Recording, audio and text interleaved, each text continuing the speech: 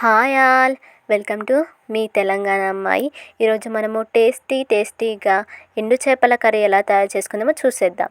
ముందుగా దానికి కావాల్సినవి కొత్తిమీర, ఆనియన్, వెల్లుల్లి పేస్ట్, మెంతులు, బండ పువ్వు, నానబెట్టిన చింతపండు. ఆయిల్ వేడెక్కాక జీలకర్ర, వెల్లుల్లి పేస్ట్, బండ పువ్వు, మెంతి, ఆనియన్ వేసుకొని కలుపుకొని కొద్దిసేపు మూత పెట్టుకొని తీయాలి. దాంట్లో వేసుకోవాలి పసుపు వేసుకొని మంచిగా కలుపుకొని మనము ఎండు చేపల్ని మంచిగా వాష్ చేసుకొని దాంట్లో వేసుకొని మంచిగా కలుపుకోవాలి.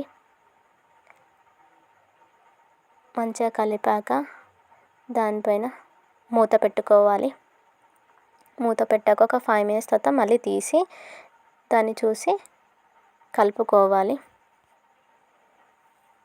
అవి మంచిగా ఫ్రై లాగా అవుతాయి.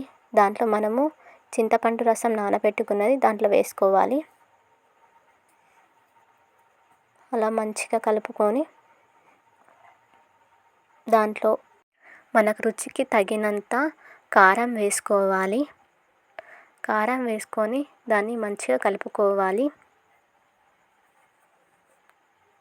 కలుపుకున్నాక దానిపైన మూత పెట్టాలి.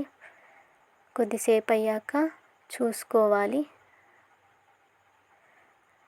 అలా కలుపుకున్న తర్వాత దాంట్లో 2 glasses వాటర్ వేసుకోవాలి.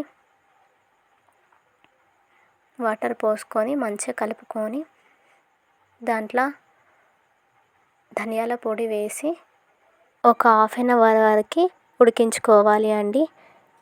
అంతేనండి, వేడి వేడి ఎండు చేపల కర్రీ రెడీ. మీరు కూడా మీ ఇంట్లో ఒకసారి ట్రై చేసి చూడండి. చాలా బాగుంటుంది, టేస్టీగా ఉంటుంది. థ్యాంక్ యూ అండి. Thank you for watching. Don't forget to subscribe. Thank you.